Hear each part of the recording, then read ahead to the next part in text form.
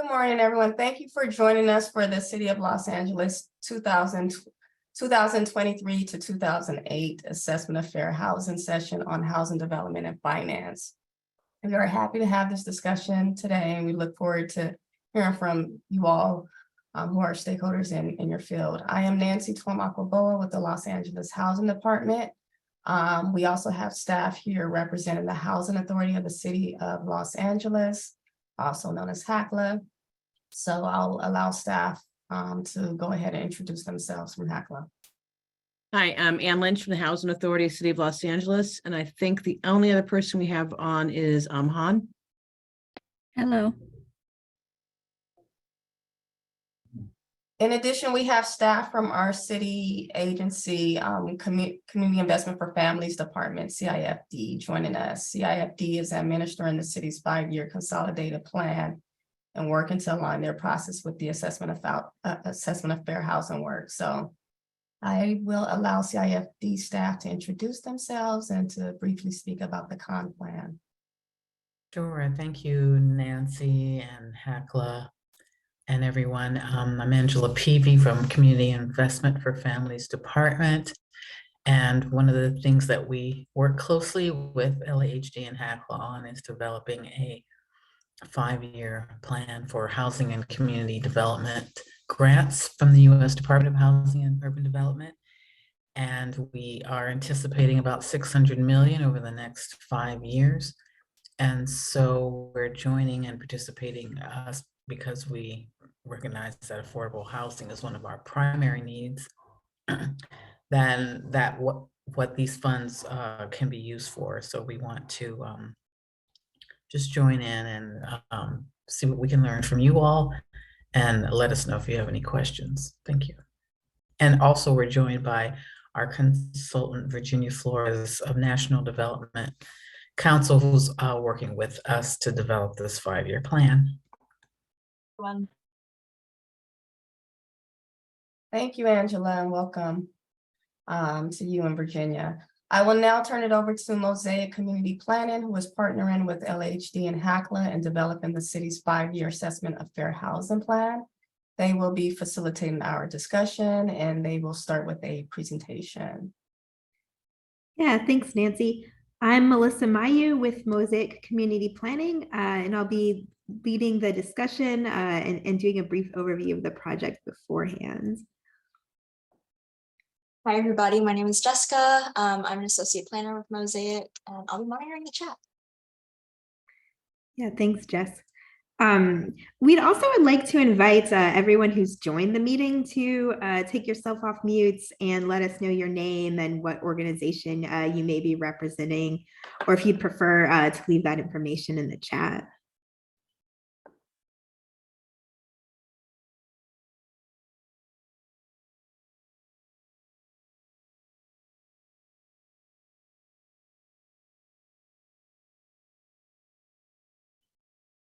All right, well then I will jump into our presentation. So we'll start with a quick overview and then get more into the discussion. So this project, the Assessment of Fair Housing, will analyze the fair housing landscape in the city of Los Angeles, essentially looking at whether all residents are able to access housing and different types of community resources and opportunities free from unlawful discrimination.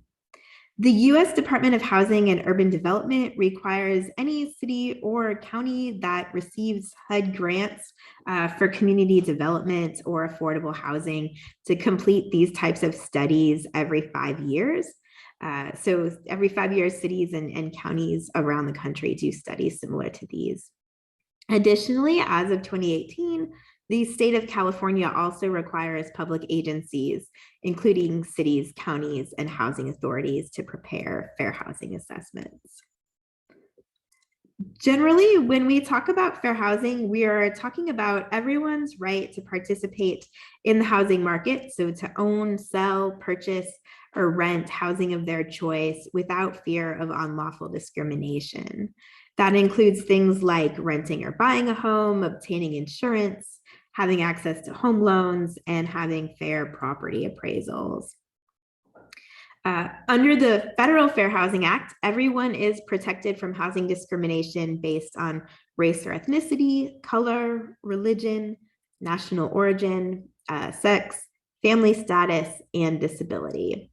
And additionally, the state of California has a series of laws that expanded fair housing protections to include several more protected classes, which you can see listed there. They include marital status, age, ancestry, immigration status, language, sexual orientation, gender identity and expression, genetic information, source of income, veteran or military status, occupation, and other arbitrary factors.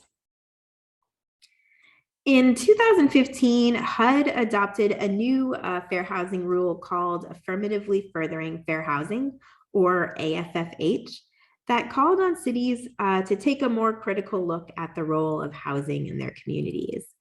The AFFH required cities to look at access to community resources and opportunities. So things like good schools, good jobs, transit, grocery stores, healthcare facilities, and a clean environment. Cities need to consider whether everyone has equal access to neighborhoods with these types of opportunities, regardless of race, ethnicity, or other protected class. The AFFH rule also requires cities to take meaningful actions to overcome patterns of segregation and to create inclusive communities. Cities must work to reduce affordable housing needs and other barriers that limit access to opportunities and resources. So you can see this was adopted in 2015 under Obama, and then under the Trump administration, HUD pared back its AFFH rule, essentially suspending the requirement to conduct a fair housing study. Early in the Biden administration, the rule was reinstated, so requiring up-to-date fair housing studies and using this definition of affirmatively furthering fair housing. Last month, HUD released a new proposed rule that further defines what housing studies should look like. It's currently in a draft form, so something we are keeping an eye on as we are completing this project.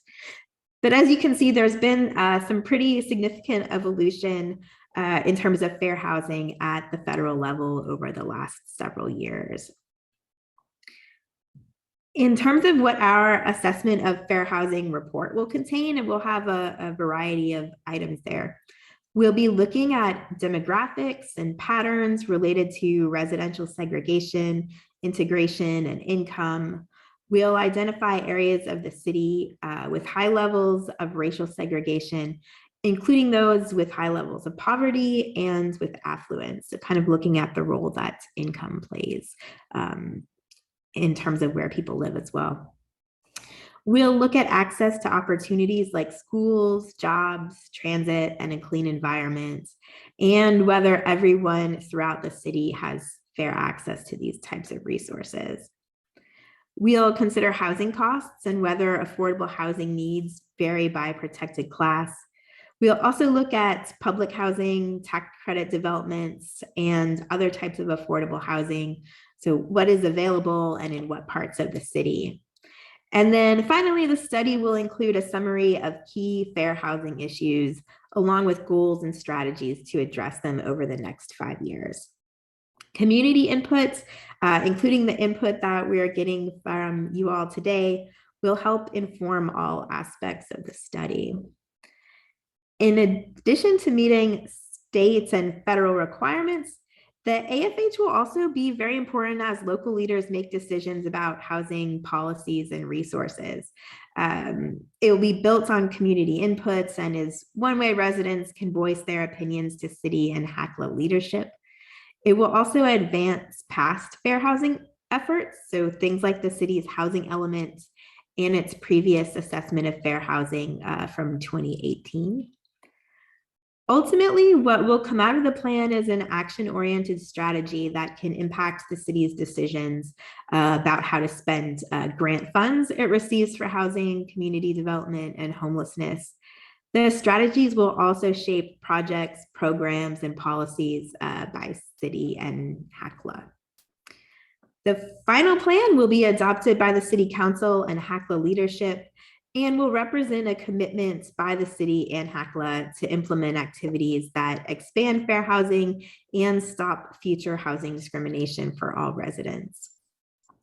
And just as some examples of programs and policies that have come out of past fair housing studies in LA include the city's law around source of income protection, the city's tenant anti-harassment ordinance, and eviction prevention efforts like Stay Housed LA and others. Let's see.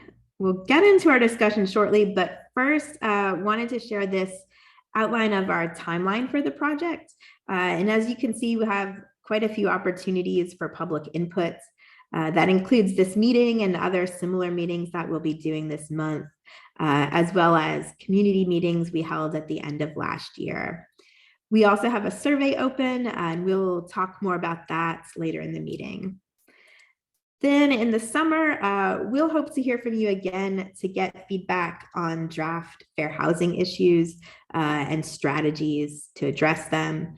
And later in the summer, we anticipate having a complete draft of the assessment of fair housing out for the public to review.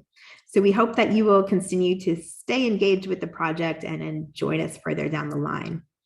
And then finally, we'll make final revisions to prepare for a fall approval by City Council and HACLA. Let's see. At this point, before we get into our discussion, I'll take a moment and ask if there are any questions about the work that we're doing or our timeline for it. Happy to take any of those now if anyone has a question.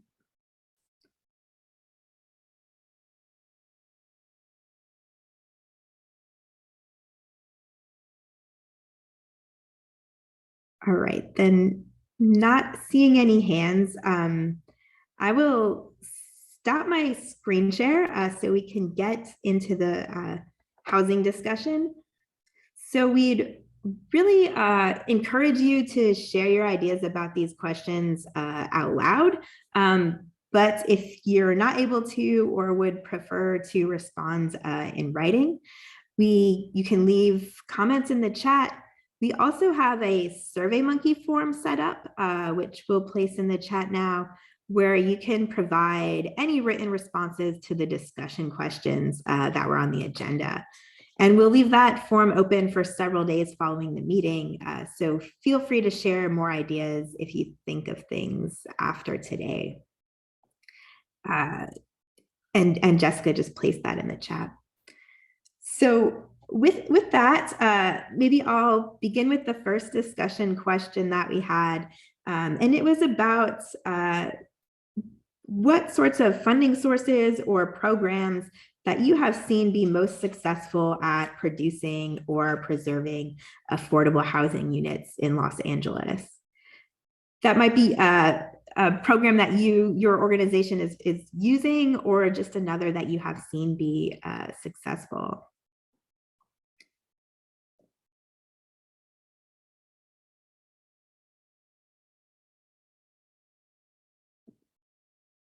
Anyone able to take themselves off of mute and maybe share about programs that they've seen work well here?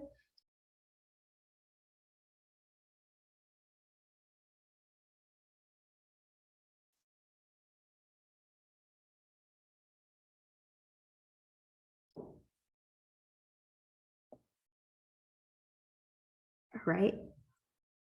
Well, I might back up a bit then and maybe ask about any, like, thinking about the biggest fair or affordable housing needs that you see in LA. It's a kind of a broader question.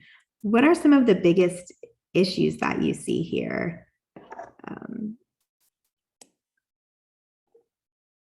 Maybe barriers that you see folks facing to developing or preserving affordable housing.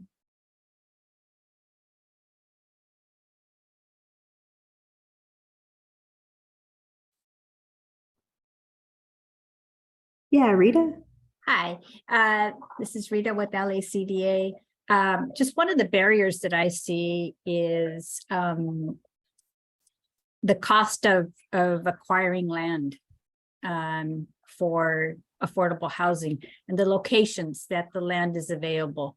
That's one point. The second point that I see as a barrier are also HUD's limitations on its funding source for the use of, for example, home dollars.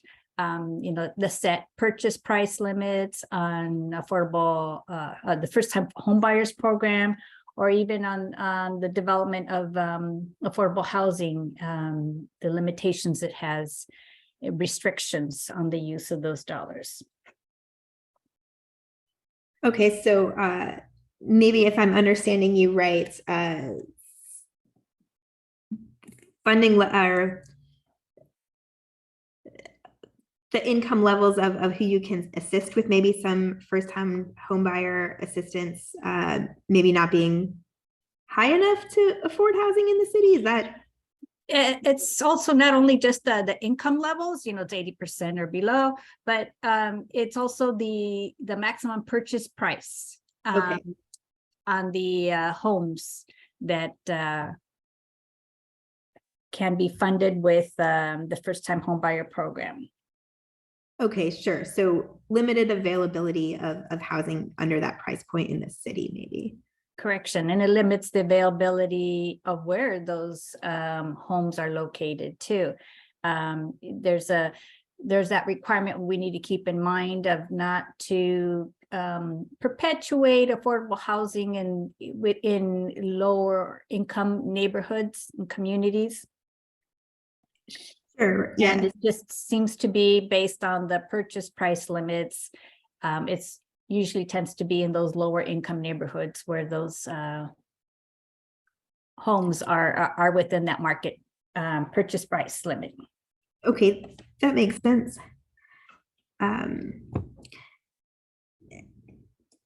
you mentioned land cost as well. And I think if I heard you correctly, maybe a similar comment that where there is land, kind of some geographic restrictions of where affordable land is available. Is that true as well?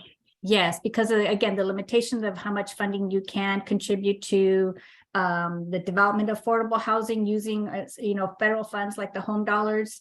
It also limits the location where you can purchase the land. And not only that, but then we have to think, are we building additional affordable housing in lower income neighborhoods? Sure.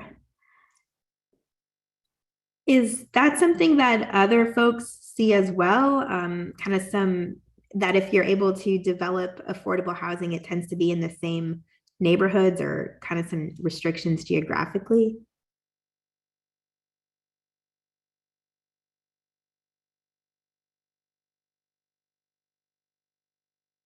Yeah, Lisa. I was just going to say, yes, absolutely. I agree with that. And then I also think that a problem is what kind of resources are around that affordable housing.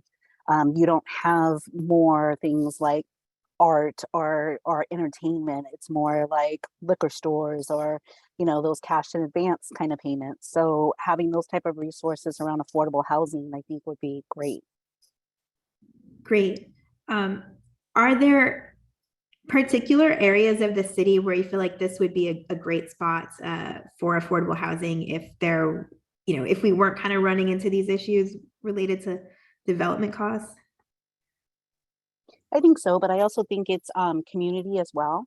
Some of the more affluent neighborhoods in my catchment area that I work in LA County, there was a little bit more resistance from those residents for those affordable housing projects.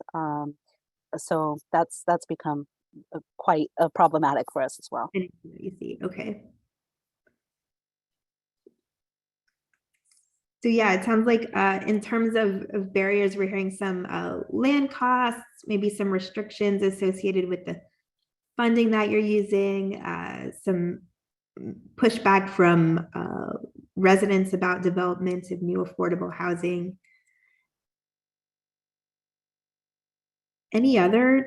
What about zoning? Is that a barrier that you feel comes up a lot in terms of affordable housing? maybe if you're needing to have a rezoning, kind of opens up the public input process, and Lisa could introduce some of what you're talking about, pushback from neighbors.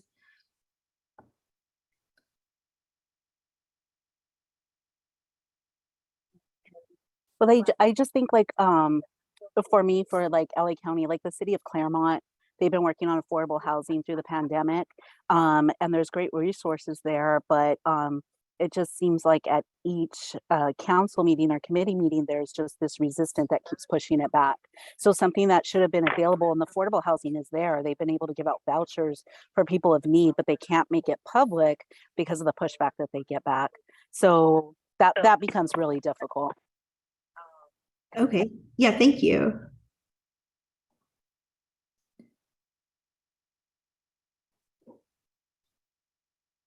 Anybody else could talk to any affordable housing development barriers that you see?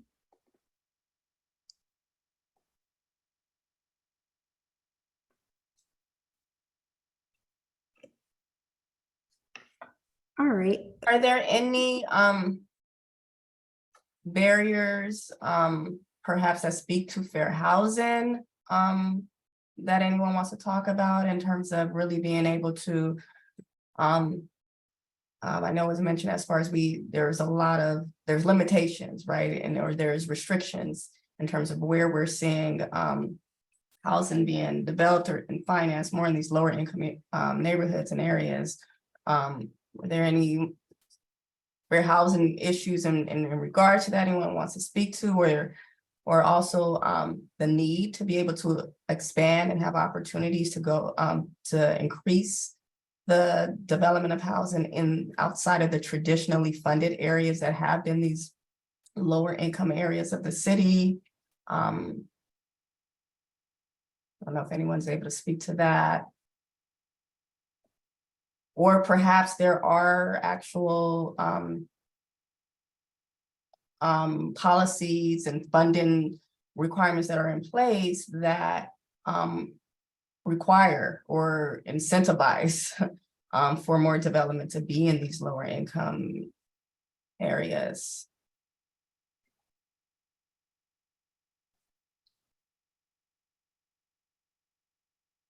I think there is definitely, it's incentivized to continue funding affordable housing in the lower income areas because it's just providing the mere fact that it's providing affordable housing, and those low mod communities know the need. And so they welcome, those affordable housing units that are being developed. But for those communities that lack the willingness to support affordable housing developments in their jurisdictions and their communities, perhaps an option may be, so that it can at least open the door, is to have mixed units, market rate and affordable. So that's an avenue to at least start providing affordable units in more communities that have a broader set of resources.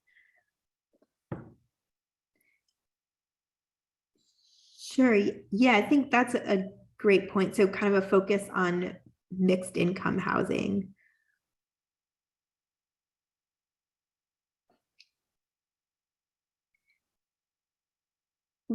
What about, are there barriers that you see either your organization faces or you see others facing in terms of kind of operating and maintaining rental units?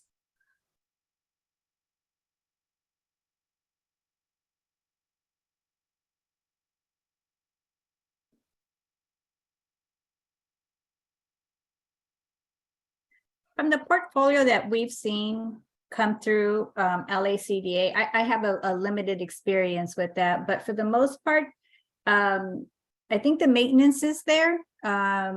It's more the management of the tenants, and particularly with those developments that have special needs. Okay. Those are the ones that tend to bring out how can I say this? Issues that are difficult for the local enforcement, local police to handle because it falls outside, but yet the community wants those issues to be addressed. And however, there are limitations on the management of the developments that they can do. I think that they have constraints, especially with the units with special needs. Those are, I think, the ones that may bring a bad image to the overall affordable housing development. And that's, I think, where the connotation is tainted. Okay, sure. Rita, can you mention what special needs are you referring to? There's been some there are the special needs that have they were formerly homeless individuals that have case workers assigned to them, and they don't follow through with the care that they should be under in order to maintain their life balanced, and they tend to fall out of their regimen and then create disturbing. They just become a nuance to the whole complex. Excessive yelling, loud noises, things of that nature. Okay. I just wonder because myself and my peer on here, we're representing people with intellectual and developmental disabilities. We wanted to make sure that that wasn't, you were discussing the people we support because we want to do more affordable housing for the individuals we have and we represent in California. And we have a mechanism through our department, you know, when we find affordable housing to purchase apartments or to do set-asides, you know, as long as we have some affordable amounts, some set-asides for our individuals, and we can provide support in those apartments so that they can, you know, if they need support in terms of cooking, cleaning, how to manage the community, we can do that as well. So we'd like to be considered always as an entity that can benefit from affordable housing in any of the LA County cities. Great. Yeah. Thank you for joining. Sorry, go ahead, Rita. No, and that's great to learn that you provide all around services to that nature. And I think it definitely is worthy of marketing that component when it's available, so that the community understands that these folks that are in need of these housing are not just getting the housing piece, but they're also getting the additional services that needs to succeed. Yeah, we will do 100% of that. Any regional center can support the individuals as long as they want it. Of course, it's all voluntary. We can't force them, but most of them will. You know, how to teach them how to cook, how to access community, how to talk to the managers, how to pay their bills. But like anything, it's voluntary. We can't force people to receive that service, but we would surely love to be a partner. Yeah, great. This was kind of one of our earlier questions, but if there are any barriers you see folks facing to kind of fair housing or being able to access affordable housing, if you'd like to share about that, please feel free. I think there's no vouchers. There are no vouchers available. Okay. There's no vouchers available. The rents are really high in all of LA County. And so with our individuals being on SSI or SSA, their amounts are anywhere from, I have my partner here, $1,100 to $1,200 a month, Lisa. Each, that's all they get. Plus they may get CalFresh if they're on SSI, but not SSA. Now SSI is disability, right? SSA is the money you get from your parents when they work in the system and you're a disabled child, you get their SSA, which is a little higher, but those individuals don't qualify for CalFresh for whatever reason, but the ones who get SSI based on their own disability, they qualify for CalFresh. And those are some little nuances that we kind of know. I don't know, Lisa, if you want to add anything here. Yeah, no, that's pretty much it, Lucina. And then just to kind of add, Melissa, to one of your barriers with management and landlords, the one thing I find is that with our consumers that have difficulty reading, they don't understand the lease agreement. So sometimes it's just assistance of explaining to take care of certain things. You have to have them in writing. Or you have to submit it to the landlord. It's not so much the property manager. And it's usually put in that lease agreement, but sometimes when you're serving people with lower income, they have other types of disabilities and they require a lot more assistance navigating that as well. But yeah, in regards to what Lucina is stating, you know, for our catchment area, yeah, vouchers, it's really difficult. And then as you know, for LA City, I mean, pricing for housing is so significant. And then currently with our housing crisis, we haven't had any affordable units in our catchment area. So we service areas like Pomona, you know, San Gabriel, Pomona. We go as far, I want to say west as some parts of Pasadena, mostly El Monte, and then as far east as like Claremont, San Dimas, not Upland, that goes to Inland Empire, but we're kind of like off the 210 and the 60, cover all that area. And Okay. our lower income areas are La Puente del Monte, Azusa, Baldwin, Clark, and Pomona. Those are most of our cities that really need more affordable housing. We actually got 5 set-asides in Pomona and an artist loft on Mission. It's a new development. We purchased some set-asides there. It's our first affordable housing for our regional center. Other regional centers in LA County, there are 7 of us, just for you all to know. 7 regional centers in LA County. We all support people with disabilities. We make up 1/3 of the people of California who have intellectual and developmental disabilities. And so I know all of us would love to be partners with housing needs. And thank you to Nancy. You have my email to contact me at a later date. Yes, thank you. Lucina. Sure. Yeah, thanks. So you mentioned something that we heard in some of the public meetings that we had early in this process late last year. We kind of heard from folks that about source of income discrimination, so that even if they had a voucher, some difficulty using it. Is that anything that you see? I think the difficulty we have is them knowing what type of voucher it is, right? So if you get a city voucher and you're trying to use it in a different county, you run into difficulties with that. The other difficulty we have is sometimes they're not putting exactly who on that voucher is needed for that unit.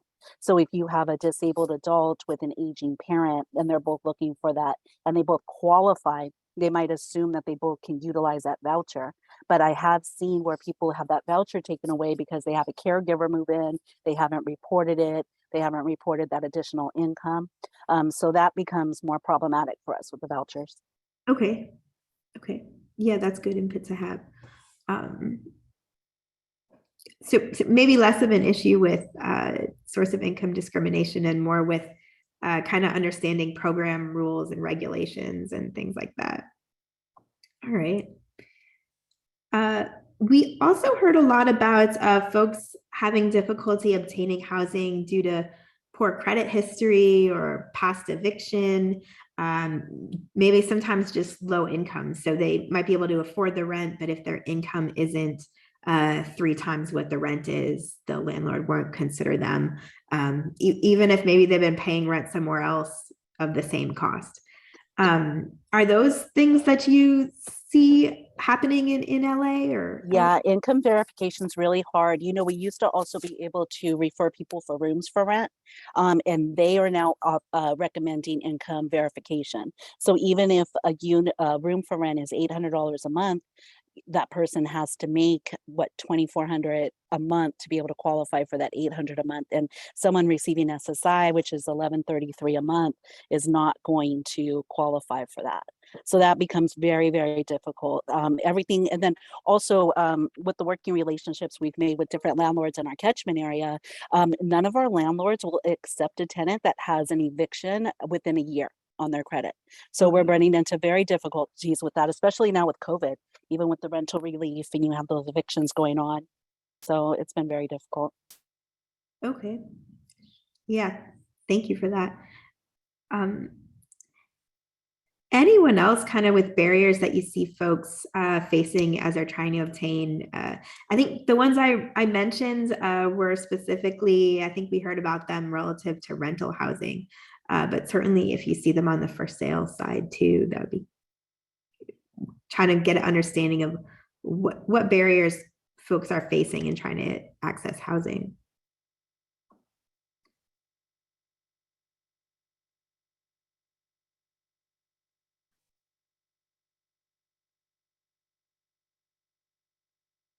Then maybe I'll ask, are there approaches that you'd like to see the city or HACLA take to try and address some of these barriers? Maybe some more clarification around the voucher program. Is that something that's needed, or other ideas of ways to address some of these issues? You know, just to let you know, the city of Baldwin Park did a voucher back in it was in 2022. I want to say it was in August. They did an excellent job with their social media. Just being able to give you helpful hints. They sent things out in different languages. They gave you the process of like, okay, here's some hints for applying. Here's some hints once your application goes through. Here's some hints to find this out. I found that very, very informative, because sometimes this process can be really, really difficult to navigate, and especially each city or county has their own process. So I think something like that would be very helpful. Okay. And then I guess using simple language, we do have individuals, not just people we support, but just community, making sure it's in that's understandable, simple language, not too complex, not too complicated. At everyone's reading level, that sort of thing. I think that would be beneficial. All right. Yeah, great. That sounds like a good example, and yeah, we'll take that as an example to look at.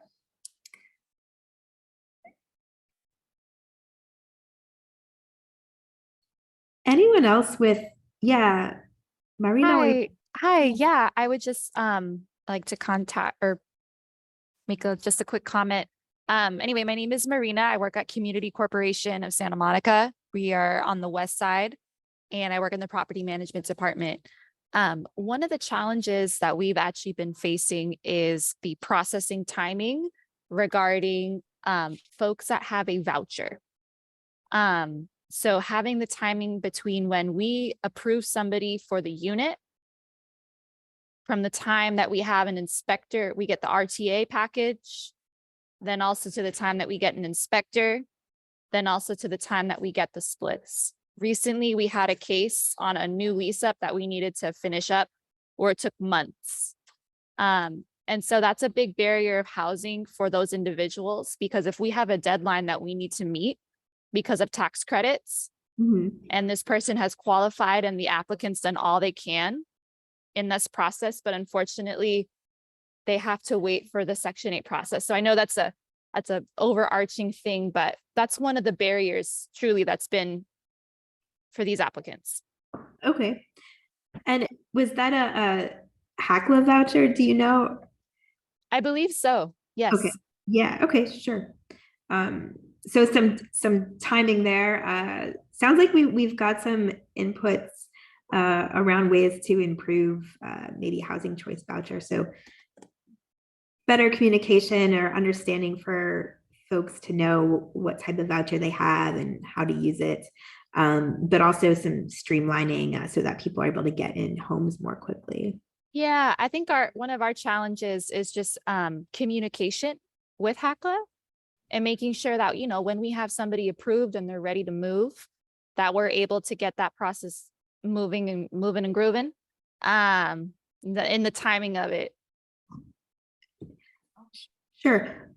When you say communication, is it an issue of knowing who to communicate with, or getting communication from them, or yeah, I guess maybe what would be helpful for us is if this process, well, I guess what I would ask you is, what is the standard timing of receiving the RTA package and then having an inspector come out and then getting the splits, so that we know kind of what to expect?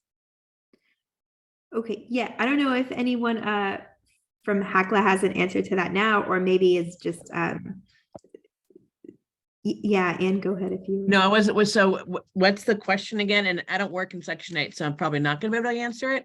But I'm sorry, give it a shot again. No worries. My question is this. So when somebody is approved for an affordable unit, and then once that person is approved, we need to make sure we're contacting Section 8 to like support the voucher, also to Santa Monica for where we are, wherever we are.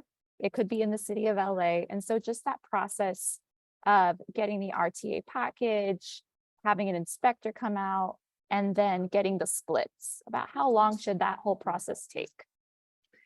I honestly, because you're using a term I'm not familiar with, and Han, if I've never heard the term getting the split. So you mean do you mean the comps? So what I like the tenant paid rent compared to the voucher paid rent. Oh, so like the tenant calculation of their proportion of the payment. Mm-hmm. I got you. Okay. Well, a lot of it depends upon when documents are, submitted. They're submitted in a timely manner. If they're current, there's lots of things that can impact the timing of anything getting approved. But if your I can get your contact information from the meeting organizers, and I can have someone from Section 8 get back to you specifically. That would be amazing. I think one of the problems that maybe we'll have is like in the event that it's taking quite a long time for a specific voucher holder to get responses so that we can move forward. Just a contact of who can we reach out to escalate the issue. That would be a huge help to our organization.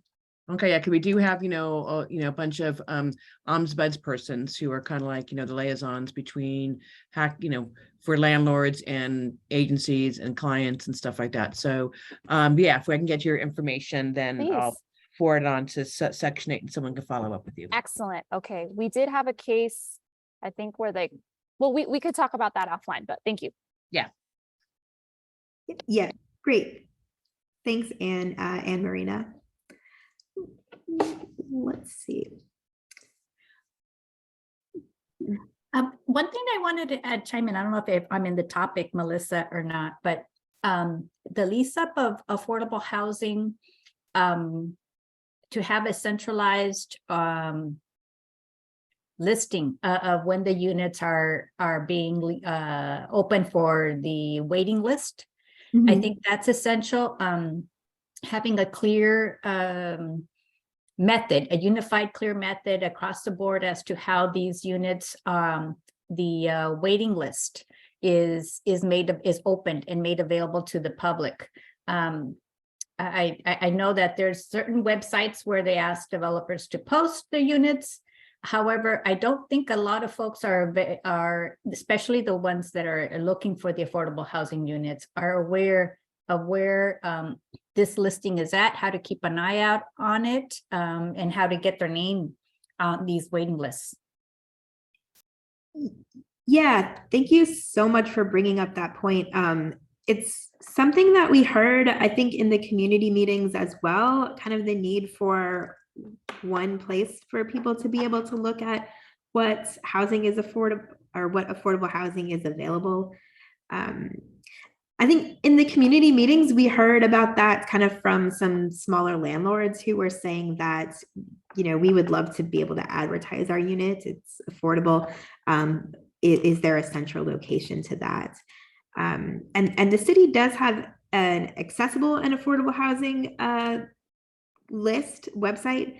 But I think that through this fair housing study, there may be some opportunity for strategies to expand that. Definitely the outreach, the marketing, as much, sometimes there's more marketing on the groundbreaking or the ribbon cutting. And I think just as much media attention should be given when these lists are open for the community to be aware, and as well as the agencies that all contribute towards the funding of the affordable development, so that they can reach out to their own listings and make folks available, or let folks know that these units will be available. Yeah, great. Nancy, were you going to add anything? Oh, yeah, I was just gonna say, yes, based off of, what we heard in the community meetings, that Melissa mentioned, we've heard that, and just outside of those meetings, we understand there is a need to, for the city to have an affordable housing registry available, so those who are seeking housing have a designated place to go, to be able to find out what units are available and where. And even find out, if there's a particular site that they're interested in, what are the number of vacant units there, or what units are available at their affordability level. So we understand that the city does have a accessible housing registry program specific to those projects that have accessible units, but we need to expand that, right? So beyond that. More so a list for all affordable housing units that are available, not just for the tenants themselves, but also for those who are providing the housing, to be able to have a place where they can list their available units. So we definitely understand the importance of that, and that is, I believe, one of the key items that we'll have as part of our assessment of fair housing plans, goals and strategies. So thank you for that. I think we've just had a few new people join over the last 10 minutes or so too. So I'll put out one of the questions that I asked earlier. Just any barriers that you or your organization see in the city related to affordable housing development or preserving affordable housing, kind of maintaining and operating affordable housing. Any barriers that you see as a practitioner that anyone would like to share, feel free.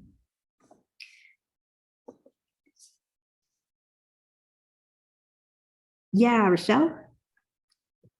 Sure, and this is something that I noticed in Anaheim, but because we've got units coming online in LA, I wanted to, just pass it along.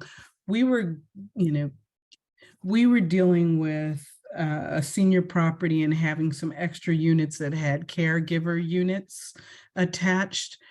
And we almost did not hit our TCAT deadline of getting the units occupied, because the process was onerous, to say the least.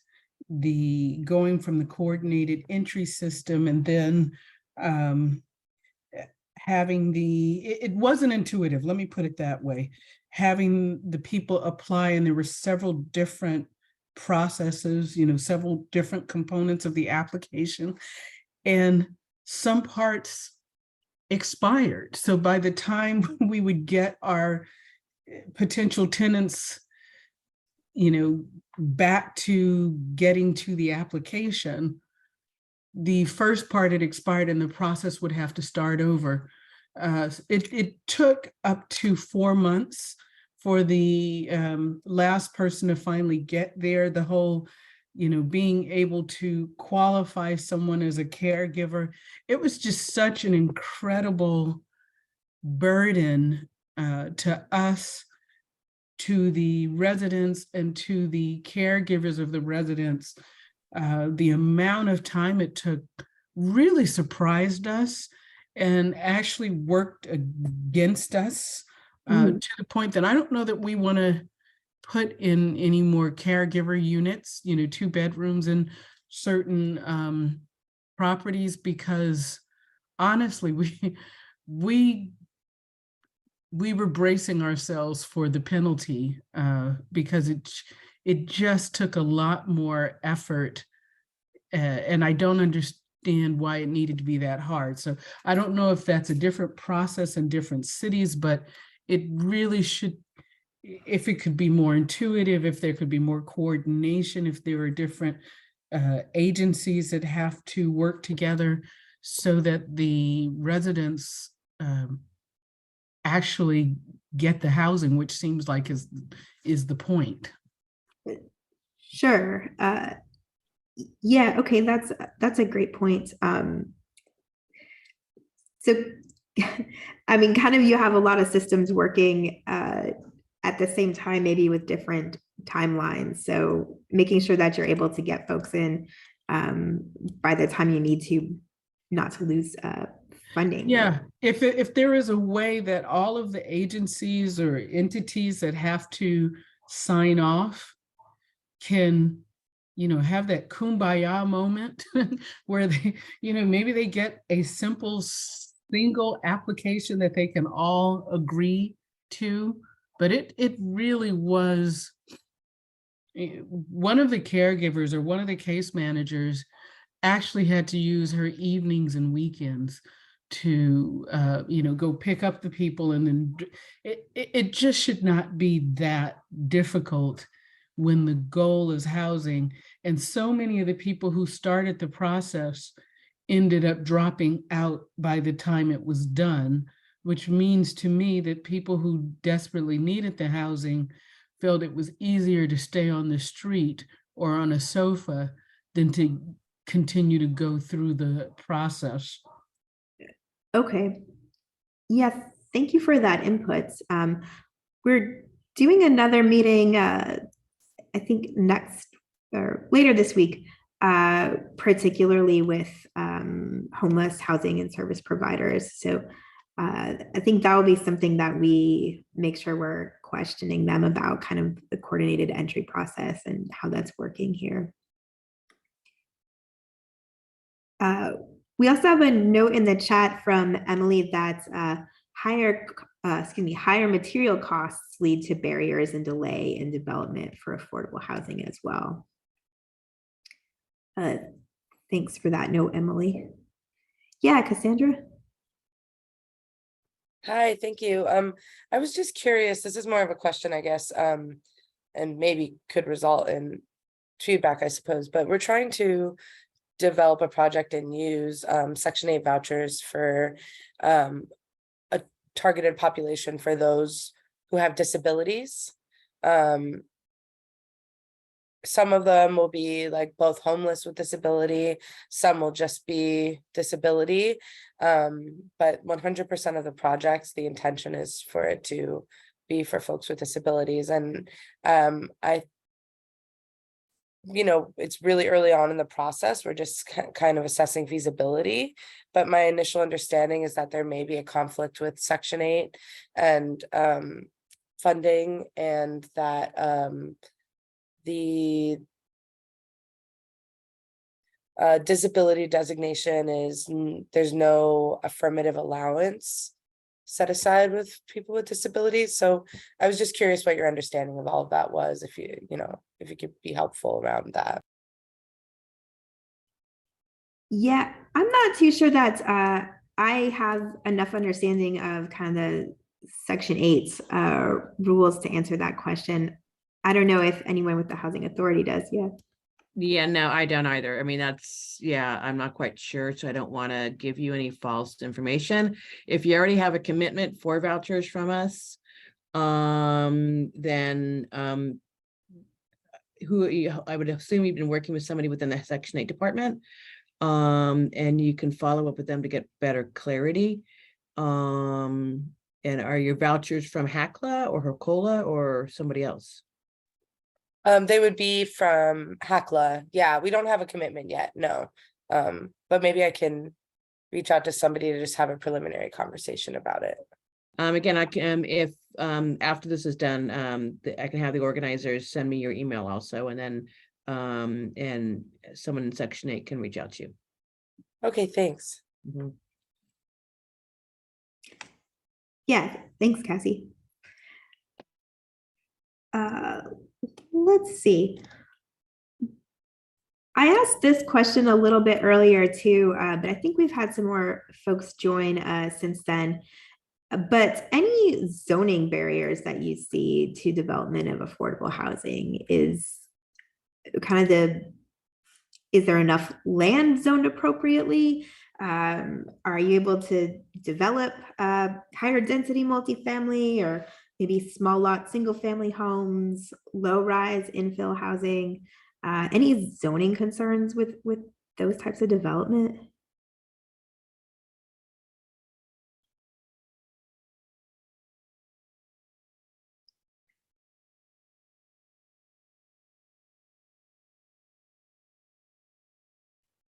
And sorry, before I ask that question, I noticed we had a comment in the chat that the city does not have any funding available to rehab aging affordable housing developments that are close to the end of their useful life or convert SRO single room occupancy units to complete units.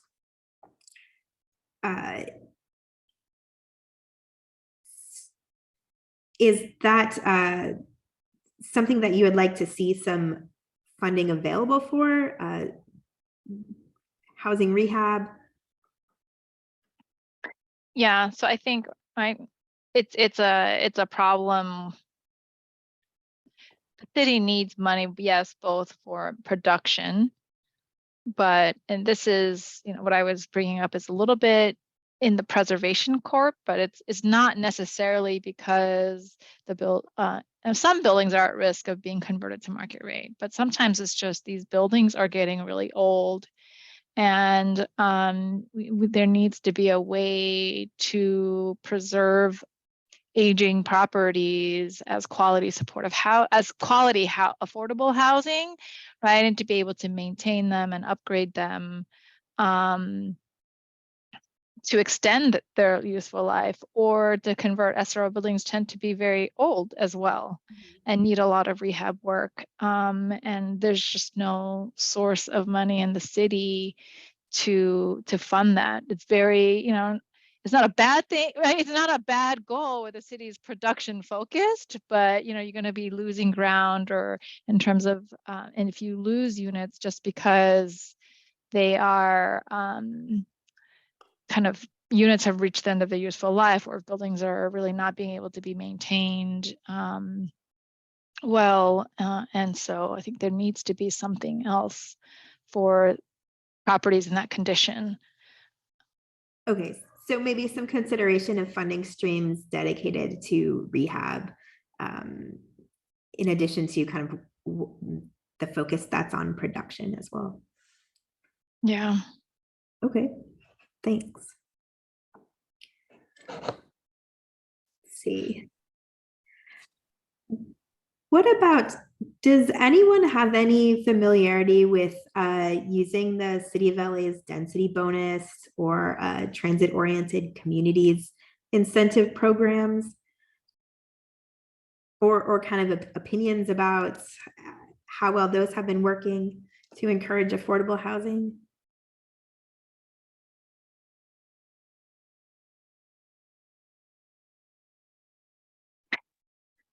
We have used it. I think they do encourage development of affordable housing because you can get more density on there. I think some challenges are just, let's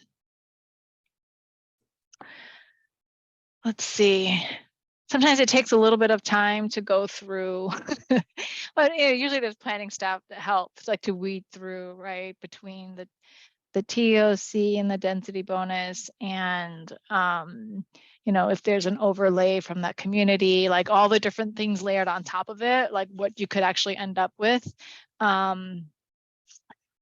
in order to develop. So you do often need an entitlement consultant or someone to get you through that process. And so, I think it gets complicated. Okay. And I don't know if the city wants to be able, people who are not necessarily like developers doing this all day long, who can hire a development consultant or entitlement consultant to wade through all of this, right, to be able to know and understand and use it. But it is complicated. Okay. Sure. Yeah. And we have sorry, go ahead, Rita. On the LACDA side, we did collaborate with the City of LA on a big project on the corner of Vermont and Manchester. And what I saw from my end, I was financing a commercial piece on the mixed unit development. My other colleagues were working on the affordable housing pieces. And what I saw was coordination of overseeing labor compliance. That was complicated. Okay. What certain departments were going to oversee or not oversee, that became quite complicated. And at the end, we were like, wait a minute. So who's overlooking this labor compliance on the affordable housing side? Anyways, we were vested in the development, although we didn't finance the one. We had two developments, a senior development, multifamily development on that site. And so we financed one, and although the one that we were not financing wasn't getting reviewed apparently on labor compliance. So we were at the end, you know, still vested because overall we want this project to succeed. Sure. So that was one issue, coordination amongst agencies when you overlap requirements that need to be monitored. Okay. Thanks. I think we had a note in the chat from Cassie that the city's density bonuses program seems to be working well, and kind of looking forward to more implementation guidance. And then another comment about the potential or the need to expand or increase funding for ADU type programs, particularly for older adults. So I think my understanding is that for ADUs, there would be less of an issue of them being allowed. So they would be allowed, but kind of whether or not there is funding to develop them. Is that right?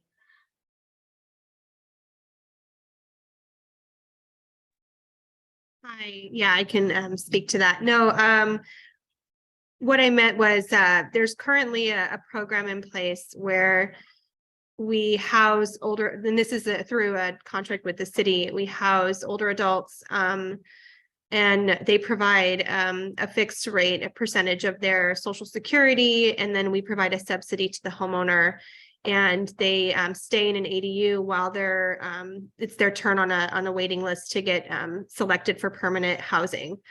And this transitionally, it's like transitional placement, housing placement, up to 5 years, was cut down to 3 years. And, you know, we weren't able to scale out the program, but the interest for local homeowners with ADUs is continuing to grow, as well as the interest of older adults who are just waiting to be called on a waiting list. And, you know, just the effect that, you know, that we've had in being able to keep these seniors off the streets and providing like a preventative approach is, you know, it seems to be really effective. But, you know, the funding just isn't there. So I mean, I'm just saying we're in a community where there's a ton of ADUs and we're not utilizing them like we should be. And there's a lot of people on waiting lists, and we had this pilot program and a lot of success has come from it. Just, you know, to expand on that and scale out. Great. Yeah. Thanks for that longer explanation. Yeah, I think that's, we were asking a bit at the beginning about kind of programs that have been successful or kind of funding sources that have been successful at getting people in affordable housing. So this sounds like it's a great example of them, or of one. Yeah, I'm sorry I was late. Yeah, no problem. Thank you for sharing that. Let's see. Maybe anyone else that didn't get to share kind of anything, anything that you'd like to share about housing access, affordable housing, fair housing barriers, access to resources in the community, anything that you came to this meeting hoping to be able to talk about that we haven't hit on yet.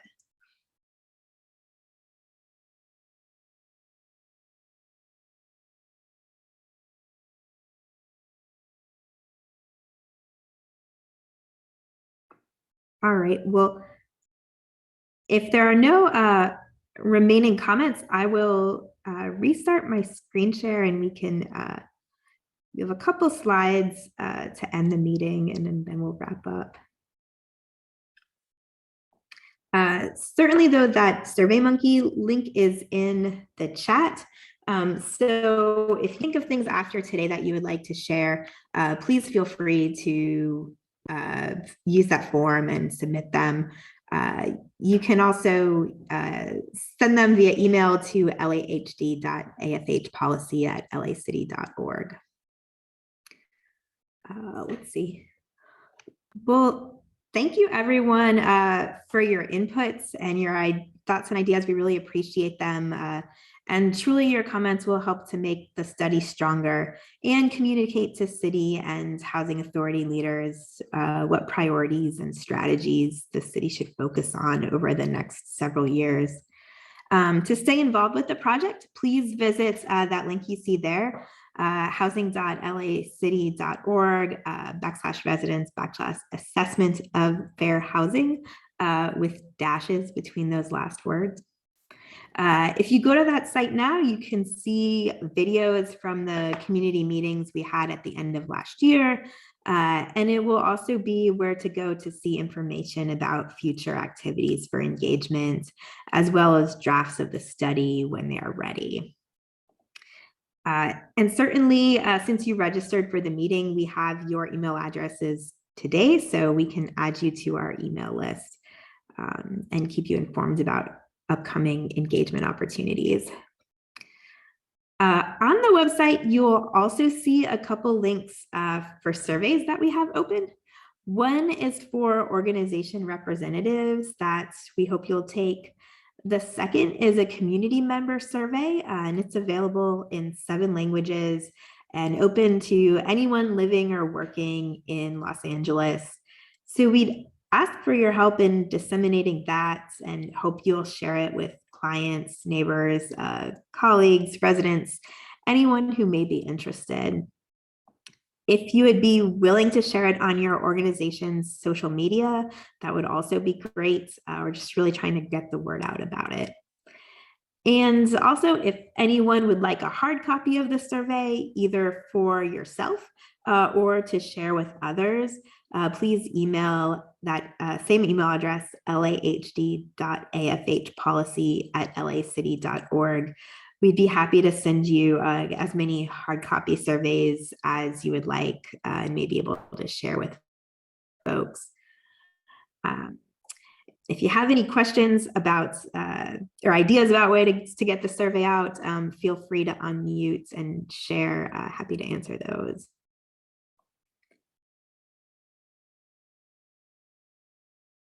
I do community meetings once a week, so I'd be more than happy to share that with our community.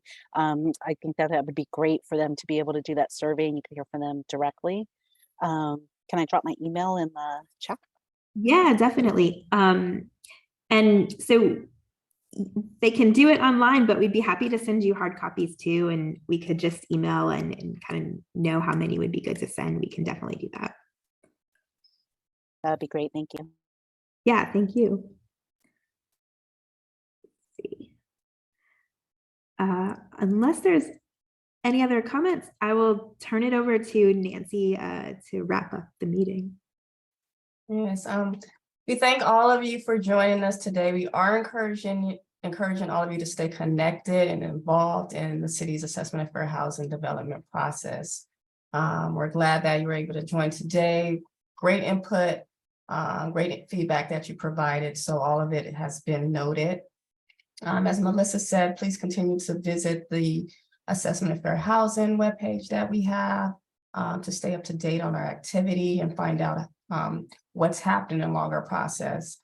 We will be posting updates there, announcements, and important things that you want to make sure you're staying in contact in regards to. For example, down the line, we'll have our draft assessment of fair housing plan available for review and for comment for a 45-day public comment period. So all of that will be posted. Again, please share the survey. Also, if you have not already taken the stakeholder survey, we want to hear from you. So please take that survey as well. That can be found on our website. And if since you've registered for this meeting, you are part of our email list. So you'll receive AFH updates because We have your information already. And again, if you have any additional ideas that you want to share after today, feel free to email us at lahd.afhpolicy@lacity.org or complete the Survey Monkey with details about any comments that you have. Also, we're asking that you help spread the word and share with others. Our reach is limited, so we want to make sure that as we're speaking with you and we're meeting with you, you're also able to further extend what the city is doing, because the Assessment of Fair Housing Plan relies upon what we're getting back from the public and from stakeholders. So please share with others. If you know of anyone who is interested in receiving any updates about our project, they can send us a request to our email account and ask to be added to our email list. So we thank you for taking time to participate in today's Assessment of Fair Housing discussion, and we hope you stay connected. So take care and enjoy the rest of your day.